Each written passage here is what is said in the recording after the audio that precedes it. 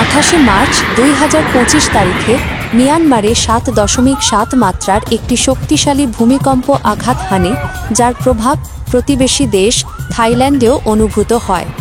মিয়ানমারে এ পর্যন্ত 694 জনের মৃত্যুর খবর পাওয়া গেছে এবং 1670 জন আহত হয়েছেন।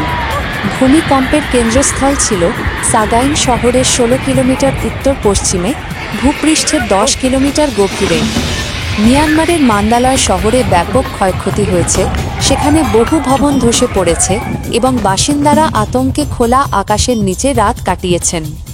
বিদ্যুৎ বিভ্রাটের কারণে ইন্টারনেট সংযোগও বিচ্ছিন্ন রয়েছে, যা উদ্ধার কার্যক্রমে বিঘ্ন সৃষ্টি করছে।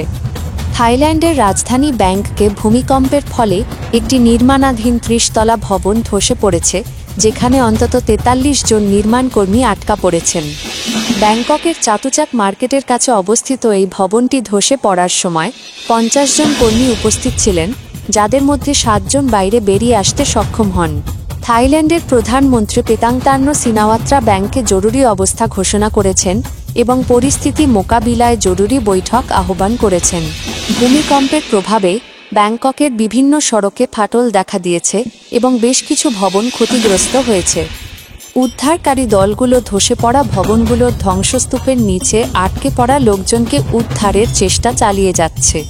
মিয়ানমারের সামরিক জান্তা প্রধান মিন অং হ্লাইং আন্তর্জাতিক সহায়তা চেয়েছেন এবং বিভিন্ন দেশ থেকে উদ্ধারকারী দল ও ত্রাণ সহায়তা পাঠানো হচ্ছে।